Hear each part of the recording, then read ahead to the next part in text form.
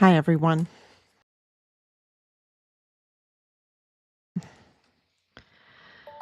Okay.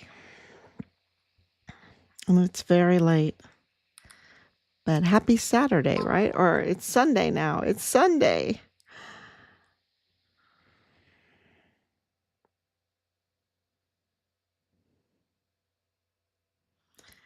So, okay, make sure everything's going. Looks like I'm on. You can see me. So, 1,000. Well, let's see. Did I post it? I don't think I posted it even. But it's 1,764 days. And since Richard was forcibly removed from his barracks room and his life was taken from him because he was a whistleblower, because he was a MAGA whistleblower, because his whistleblowing exposed the criminal trafficking and contracts. The contracts. Let's just say it didn't expose the contracts, but it risked the contracts because the contracts are tied with the criminal trafficking, right? Um, Absolutely, and I've explained that many times how they're connected because with the criminal trafficking, you can compromise the whole area. You can compromise the barracks. You can compromise the soldiers. And of course, with the VA and the disability benefits, you can compromise, like senior NCOs. You can compromise, they don't have to be senior NCOs. You can compromise soldiers with, you know, if you have access to the IDES pay below, the disability benefits, and all of that, then, you can compromise people. You can compromise them by making them criminals. And that's why they were bringing these young girls into the barracks. One girl, 14 years old, was living in there for 4 months being prostituted out. Am I allowed to use that word?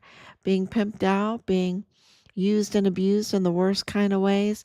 And they film it all. They film all this stuff. So, and why would they film it? Um, they even distribute it for money. They make money off of it, and then they also use it to blackmail people. So, and we know that with the whole Jeffrey Epstein situation, right? With the whole all these things are coming out with the P Diddy, you know. They use it to compromise. I mean, this is not something I'm pulling out of the thin air. This is what is being revealed all over is and they're compromising our soldiers, our service members, and this so that makes it a national security threat. If you're compromising actors and you can ruin their lives and um, to continue the criminal trafficking, uh, uh, that's absolutely terrible. But there is, if you're compromising um, government officials, if you're compromising our service members, that's absolutely, uh, you know, then you're working for foreign and domestic um, enemies, right? And that's exactly what was happening with the cartel. And the cartel is, of course, connected to the CCP, the Chinese Communist Party. And absolutely, this is a national security threat. So, it's been a very busy week. Lots of letters, uh, a, lots of communication, because things are different now. There's a new sheriff in town. I probably should put up that that picture of President Trump as the new sheriff in town. Maybe make a song because I did. Justice is in the air. I should play that again because it really, uh, that's what's happening right now. Um, just so much is going on. And I can't even imagine what it's like for the criminal side of this. Like, I don't know what Bob Moore is doing. Life must be very, very hard for Angela Kachurga and Bob Moore, rightfully so. Do not feel sorry for them. Do not feel sorry for them because their whole lot in life is to make everyone else's life miserable. They don't want to make the world a better place. They don't want to help children. They don't want to help the Hispanics like Angela Kachurga says, or even Veronica Escobar. That's all a pretense that they're pretending. It's a pretense. They give the impression of a goodness, but they are completely the opposite. They are absolutely, completely the opposite of that. And so, and because of all of their evil deeds, what they've done, um, I can't even imagine what their life must be like right now. It must be very, very horrible. Very, very horrible. And why am I saying that? Because don't be like them. Because life gets very, very horrible when you turn to criminality like they have, to organized crime like they had, and participated and facilitated organized crime like Leilani Hart with a big, long criminal record, and Nidal Baem. I mean, life must be very, very hard for Rosa Maria Valdez Garcia, rightfully so. And why am I saying? And not because I feel sorry for them. I don't feel sorry for them at all. Richard, look, they took his life. This organized criminal cabal took his life. A beautiful young man. I don't feel sorry for them. Why am I bringing up that their life must be miserable? Uh, as a warning to everybody that they hold carrots up. They're always trying to recruit. They're trying to recruit. Oh, goodness, it's late. They're trying to get you on their side. They're trying to absolutely groom you, recruit you. They are absolutely trying to do that. And they'll go make life miserable so that you are very vulnerable to that. And that is what how you see the difference between what they've done under whoever was in control of the auto pen, right? Whoever was in control of the auto pen. We know that Veronica Escobar was in control of the purse. And they were absolutely, with all that money, can you imagine? $1.2 billion, all that money, and it probably was some more, because they fudge everything, right? You would think that they would do some good. No, they paid for twerking. No, they paid Oprah. That's what they do. Um, and you see, they're just up to no good. They're not into making the world a better place. The hundreds of thousands of children, the death camp, the emergency intake camp there on Fort Bliss went turbo force in 2021 when the auto pen, whoever is behind the auto pen, uh, you know, had control and would not prosecute, had control of judges that would not judge righteously. And they, who were they going after? They were going after President Trump. That's who they were going after, and they were going after us. They were going after our family, absolutely. 2023 was just horrible. They absolutely went after us, because more and more evidence was coming out, and they were trying to suppress the evidence. They were trying to deflect from the evidence. They were trying to obstruct the evidence. They were trying to interfere in the case. And so that's what was going on. Very, very simply. Thank you, Anicia, for coming on this, really, really late day. But um, it but we've had all of these victories, haven't we? We've had all these victories, and you can see that now that we're having the victories. And I told you that the floodgates were opening, and they absolutely opened up. It's like you're just the power of this is just incredible, and the mind of so many people. 'Cause you don't have to have 100% of the people, right? You have to have a majority. You have to even a minority that stands on their faith, right? My husband always says that you just have to have a minority that stands on their faith, and he puts that at the end of all of his like emails. A minority that stands on their faith is so powerful. And that's what's happening right now. The truth is coming out. The narratives that the media, that are controlled by these uh, criminal traffickers, these ones that want, you know, grand theft larceny through contracts, through taxes, because that's how they get the contracts, and they make the taxpayer liable to pay for the contracts.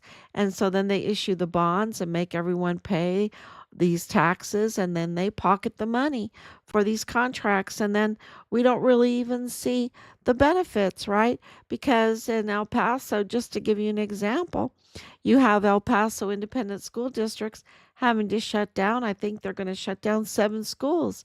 Well, how did it get that way? Well, because the contracts for construction, they were getting very greedy. They kept wanting to build schools. It didn't matter if they didn't need the schools, right? And so how did they try to fake it, right? They tried to fake it to make the El Pasoans think that they needed those schools, by chartering buses, really nice, fancy tour buses, not regular school buses, but really nice, fancy tour buses to drive across the border into Mexico, into Juarez, drive around, pick up children that have a Mexican nationality, right? And then drive them over to the United States, into Texas, into El Paso, and let them go to school at these schools that they built that they didn't have any children for to fill them up.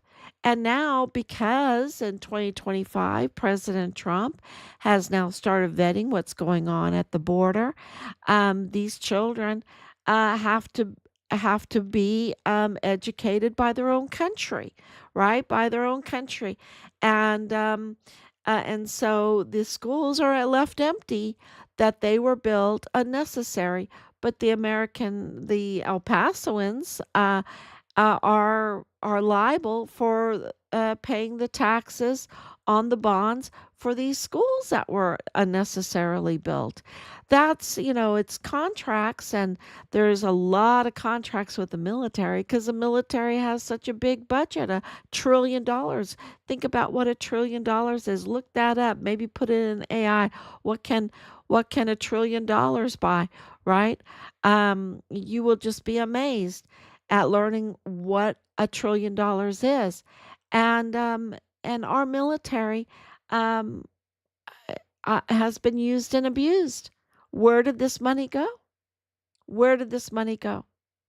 And all of these donations, like from El Paso Community Foundation to NGOs to take care of children, right? To take care of the children coming across the border. Well, where are these children? Where are they? We have so many hundreds of thousands of missing children. Where are they? And so uh, they give all the appearance of being, having good intentions, but having no good intentions at all, up to absolutely no good. And that's what we're getting across to all the people. And why are we doing that? Because the people, when they're faced with the truth, and that's why they control the media so much, because they want to keep them hypnotized in the matrix, right? They want to keep them hypnotized in the matrix. But when they're faced with the truth, then they will take action. And that's what they're trying to stop. They're trying to stop the whistleblowers. They're trying to stop the action. They're trying to stop making the world a better place. They're trying to stop justice and holding the criminals accountable. That's what they want to do, their criminal network with impunity, with no worries. And that's why Nidal Baem in that video, he was just so suave. He was so confident. And he could even be an imposter FBI agent and not even think twice about it. Whereas try a MAGA person doing that, then look at what they did at J6, right? They didn't give due process. They held people in prison with or jail for without any due process at all. So there's a very, very obvious um picture now into who's operating the auto pen, right? Who is operating the auto pen? Who has the power? And now with President Trump having the power. But, there are indications that even now, even today, there are some that are committing mutiny or they're weaponizing the Department of Justice in ways that are not right, in ways that are absolutely not right.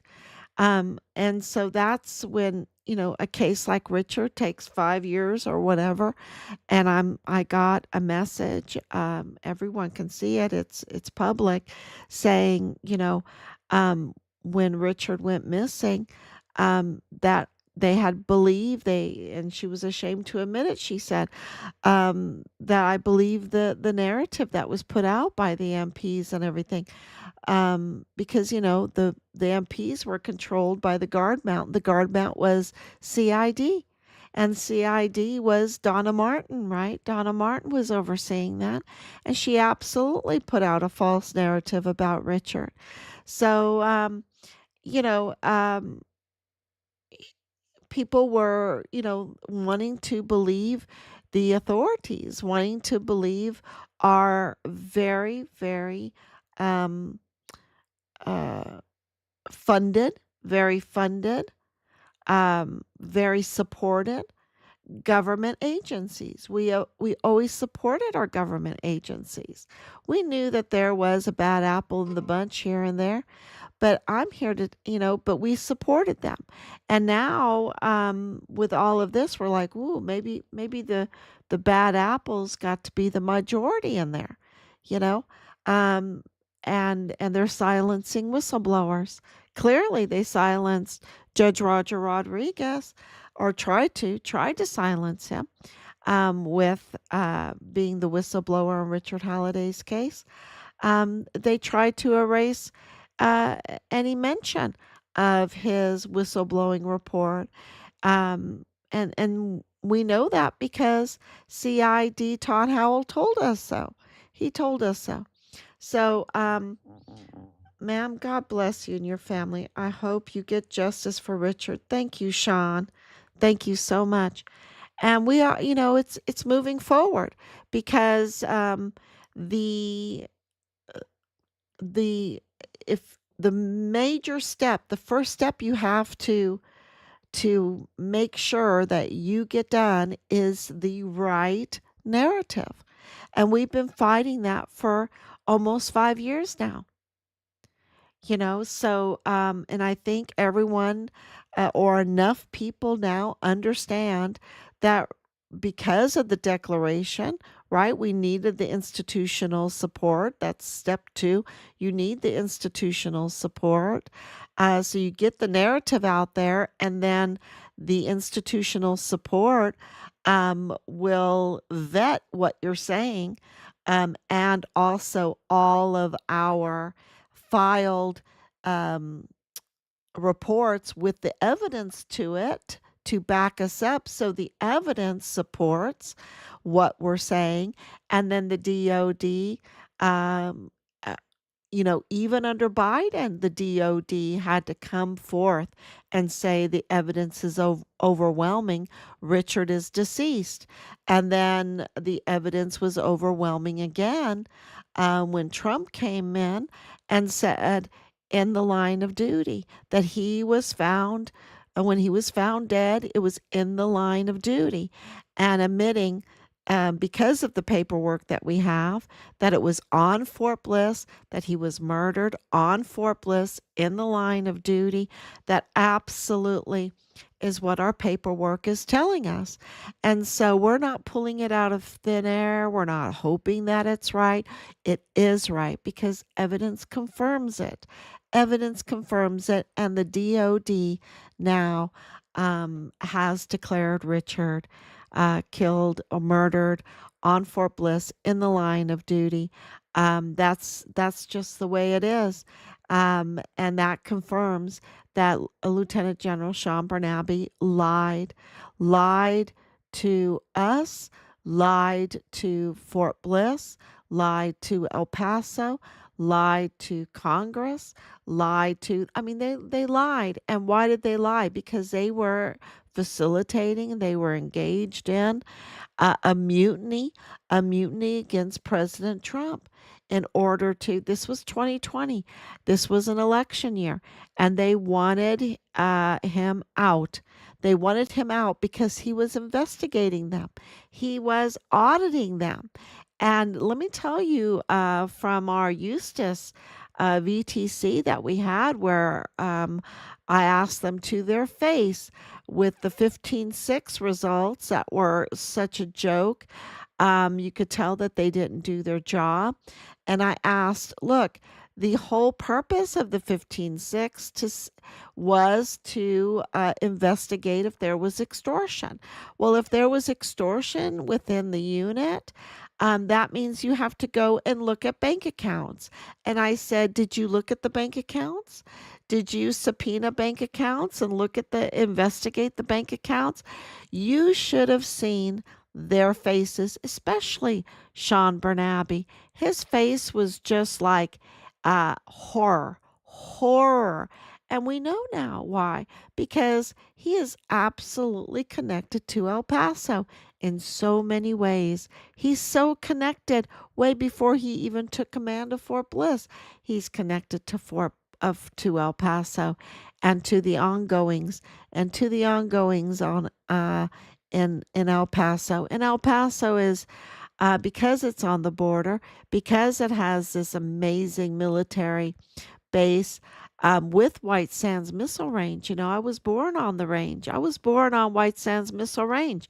Um, it's just amazing, and I say that often because it's like God had a purpose all along, um, to clean up that area, to absolutely clean up El Paso, to take it back for its beauty that it is, its goodness, its culture that has been destroyed by this criminal network of greed, of absolute greed, like Joe Open Checkbook Spencer, who's so greedy, with Sam, the most corrupt judge in El Paso history, Madrano. And then you have the problems with the Briones family that shows this whole criminal network that Julio Cordero, as the lead FBI, stellar FBI lead investigator of Operation Poison Ponds, absolutely shows you now that there was a real criminal network that was at high levels. Luther Jones, the Judge Briones, and many more, and many more. This was not. This is not something new that I'm pulling out of the thin air. This is something that, even after they were caught, even after they were indicted, even after they went to prison, um, the money is so connected and the cartel is so connected to El Paso and so thick that they continued. And that's what we're saying, that they continued.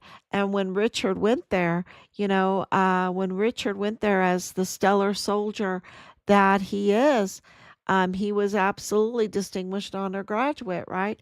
Um, that for his cycle in basic training, that he reported uh, reported the criminal networks. He didn't want that for El Paso. I was so excited he was going to El Paso. I had no idea that the level of criminality had gotten so dangerous. And it's so dangerous now that, just across the border in Juarez, just in the month of May, they had the cartel styled executions, 80 of them. 80. That's what's going on across the border, because they're fighting for their life against, I would say, the infiltration of the CCP.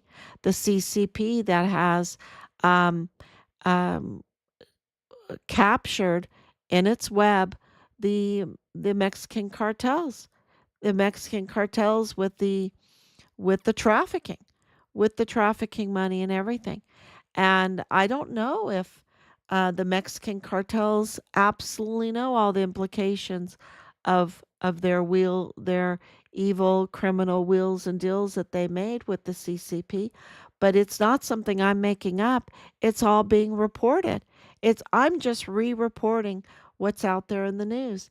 And Mexico has lost its sovereignty. It's fighting for its sovereignty back, and it needs to, and it's getting very volatile, and we don't want that in the United States. We want our peace. We don't want 80 execution style, cartel style executions in one month, right? I mean, can you imagine just in one state of Chihuahua? So yeah, we don't want that. And so we have to take the measures to protect our sovereignty. As and why? What's at stake? The loss of our Constitution, right? The loss of the U.S. Constitution.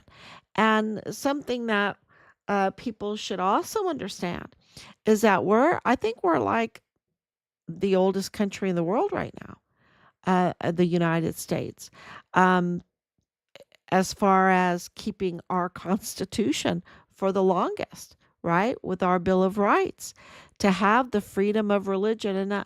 And that's, I wanted to talk about that last night. I don't know if I did, but this freedom of religion, the freedom of religion to, it can be used and abused, right? Can absolutely be used and abused. If you are a religious, like right now, the Mormon Church, or I wouldn't say the Mormon leadership community, whatever, a big hunk of it, they're in real trouble.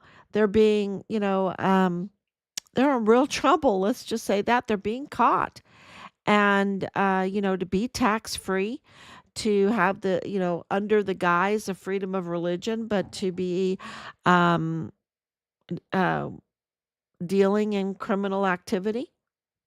And I'm telling you, in Richard's case, uh, a a very common denominator is the Mormon community, and it goes right into Chihuahua. And so, these NGOs that say that they are, religious entities, but they're up to no good, and they're acting against the national security, the very constitution that gives them the freedom of religion. Because I'm hoping they take the whole income tax away, because I think it's such a terrible thing that some people can be tax free and other people can't. Like, some people are special, or you have this, they say, the separation in church and state, and I think that that has been abused like everything else. It's been abused. Um, so we'll see what happens, but this is what I'm reading in the news, that they can get away with things because of their twisting and turning of, if they're a criminal entity, if you have if you say I'm a religious group and I'm all for um,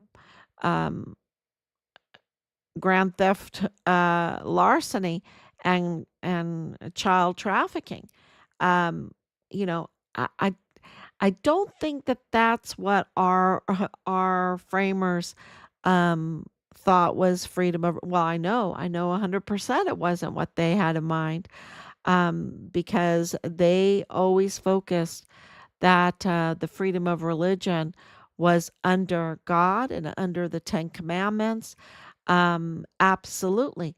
The Ten Commandments, Moses is everywhere, all over the United States, because that's really the basis, the golden rule, and um, and we have, of course, um, the rule of law, and the rule of law that um, we base our law system on is either from King of England. Oh, it'll come to me, or Justinian, the Justinian Codex, um, Alfred the Great Codex, or the Justinian Codex, which is all biblical law. It's all biblical law that has been put into a codex for property, for family law, for privacy laws, for restitution, for, and of course, the basis of that is the Ten Commandments. And so, you really have to think about what's going on here. This is a spiritual war. Um, People that think it's okay to do criminal trafficking are infiltrating and taking over and weaponizing our system so that they can defend the criminal traffickers, um, and the theft. People that think it's okay to steal, to uh, bring 14-year-old girls into the barracks and get away with it. And that's why we don't have the accountability that we want right now, right? A lot of people are very frustrated. They want more accountability. They want to see more accountability. Well, because this is a spiritual war. There's, people that think it's okay to do these things, and so they've been put in place as judges, or as congressmen, as congresswomen, as senators, and they're just like, oh yeah, we're really into all of this theft and criminal trafficking and everything, and so we're just protecting it.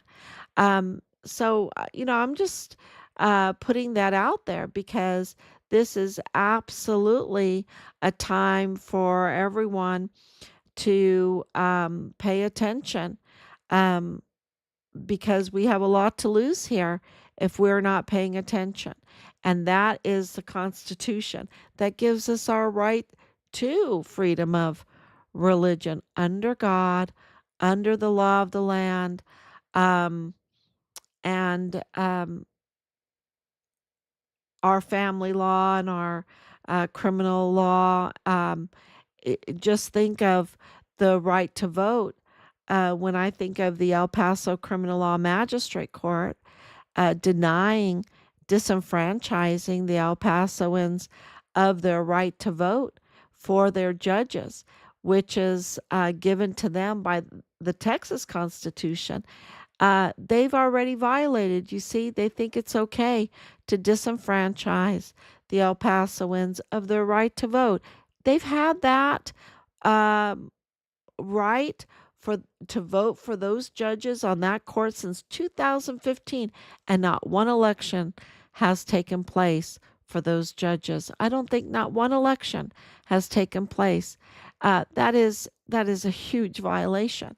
So we have a lot to lose, because wouldn't it be wonderful if those judges had to answer to the people, had to answer to the that were vetted by the people, you know, and that would be all hashed out. You would have a lot more righteousness coming from the bench.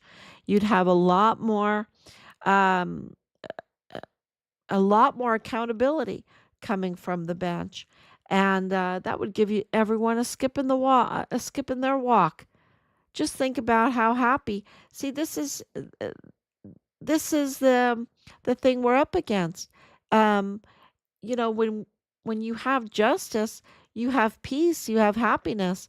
When you have this criminal network constantly targeting whistleblowers, constantly targeting any opposition to what they want to do, what they're doing, life is miserable. Then you have 80 executions in 1 month. It is just all out and out war, and that's why um, I wanted to talk about how this is a spiritual war. So I hope that makes sense, because it's like at the very beginning, when they were smearing Richard, and I'm like, that doesn't make any sense to me. Who cares? Who cares if you like Richard or not? He's a missing soldier, and you're supposed to find them. That's your obligation. And they were just absolutely insane.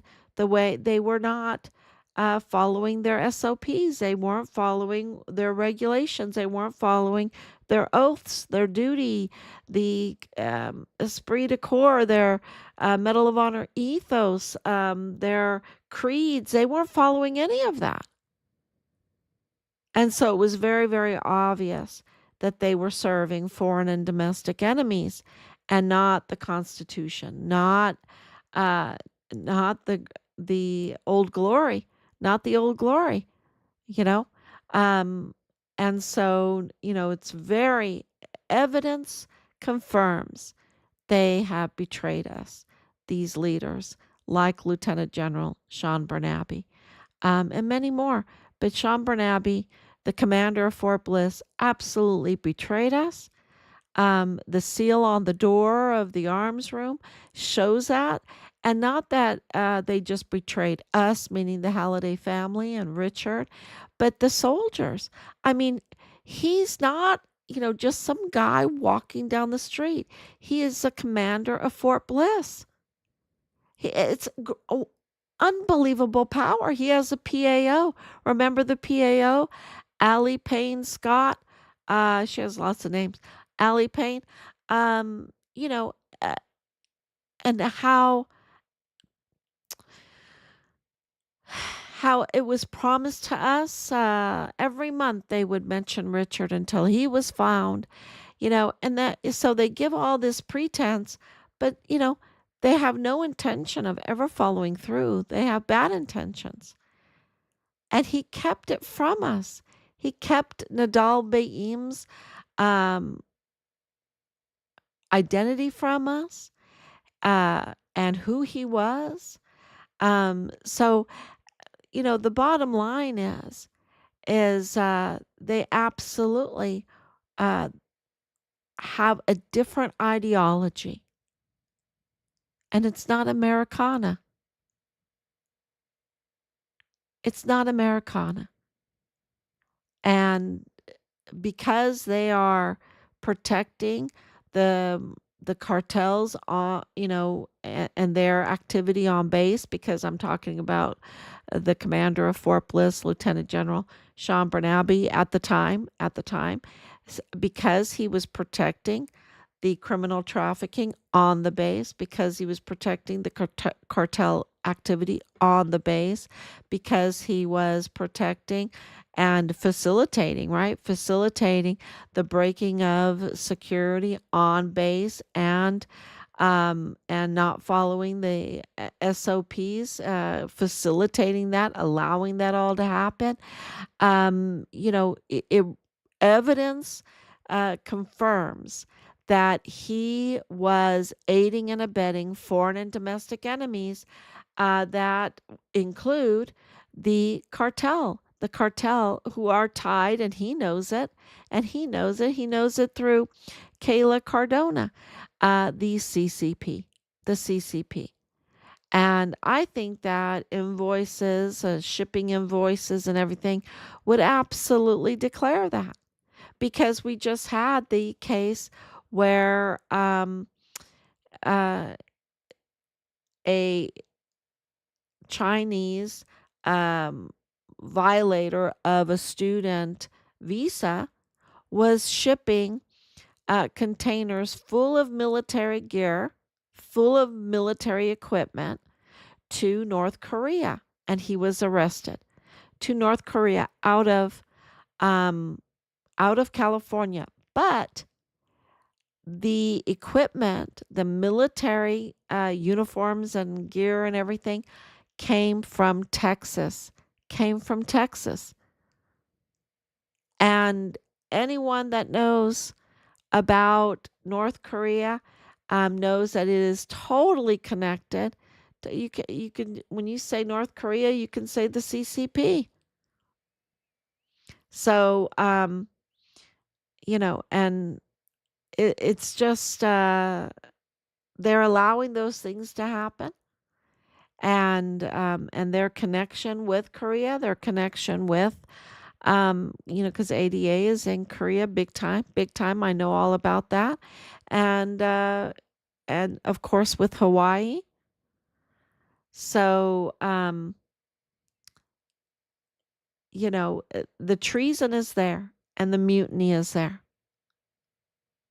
because of the Walmart mass shooting and the false narratives, and they allowed those false narratives, knowing the Mayellas, knowing Patrick Crucius and the Mayellas, knowing their involvement in the DA's office, in the FBI's, in the Walmart cybersecurity, in the healthcare field, because Clem Coward's wife was a liaison for the VA and healthcare for William Beaumont and healthcare for Beto O'Rourke. So they know each other. You don't think Beto O'Rourke knows Mayellas? You don't think that Clem Coward and his wife knows the Mayellas, especially with Lorraine Mayella being in healthcare? Um, I think they know each other. They're in that community. They're in that same community. Um, Let me read. Don Bongino and Patel know about this. Yes, they do. And if there was a rogue agent keeping evidence from being brought to light, the director and deputy director should be informed. Absolutely. And they know. And matter of fact, I went through some old notes about um FBI agents that were there at some of our meetings and got, that we wrote down their names, and um uh so they absolutely know what's going on in this case. Um but with all this Epstein stuff, all the P Diddy, all of the contracts, all of the death threats, look at President Trump is still getting death threats. Okay. He is still getting, if they're going to organize to send us death threat, I mean, we're still being harassed. So if they're going to harass us, if they're going to send death threats to us, and we're, compared to President Trump, I mean, he is the chief magistrate. He is the chief law enforcer. He's the commander in chief. He's the president of the United States. He has the pen, not an auto pen. He has a pen. He has a pen that he signs his name. He has EOs.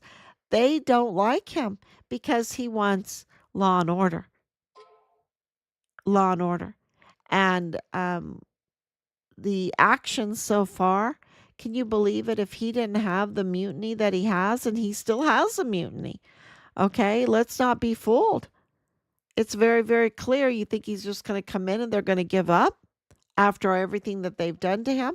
Whether you like him or not, he absolutely had everything done to him. And, they're just going to give up and just go their way when they have billions of dollars at stake in contracts and criminal trafficking alone is like $96 billion. It's just huge amounts of money. They're going to fight for it. and it's mutiny because he is a commander in chief. So, you know, and you have all of these generals with these ties to these companies that get these military contracts. It's been going on for a long time. It's nothing new. It's nothing new. Remember Shashalavili or whatever when he brought the beret in and everybody was like, "Why are you bringing the beret?" It was such a pretty contract for him, right? It was such a pretty contract for him. And the berets were a disaster. And I like berets, but not for everybody. I mean, you can't even keep the rain out of your eye. You can't keep the sun out of your eye. They were just so impractical. You have to have two hands to put them on. You have to have a mirror because but a regular cap, you don't have to. One hand you can put it on. You don't need a mirror. Keeps sun out of your eye. Keeps the rain out of your eye. You can have the ear flaps, tucked in, and then you can have the winter model. I mean, berets were just a nice. It's always about these contracts. So, and when you're a family with a combined 80 years of service, probably more than that, you have some of that history behind you, that knowledge, especially with all the deployments,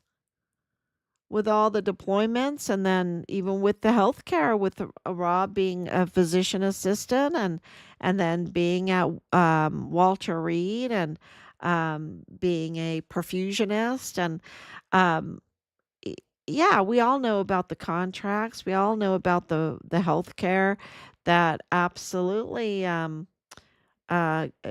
you know needs to be reformed. Absolutely. So we need to keep the good stuff, and the fraud, waste, and abuse needs to be addressed. So this is a time to really be bothered, pay attention. You can't say, "Oh, I couldn't be bothered." No, it is a time to pay attention, and because there's so much at stake here. Just look at what's going on in South Korea. They're fighting for their sovereignty. Mexico's fighting for their sovereignty. We were asleep at the wheel. Literally, we had a president asleep, and now President Trump is in, and well, you have to admit this, he's fighting every day for the sovereignty of the United States, and we're very grateful for that, because we are getting um, Richard's case is so entwined with that purpose, that um, we did get 4 days after President Trump took office, in the line of duty designation. That's huge. So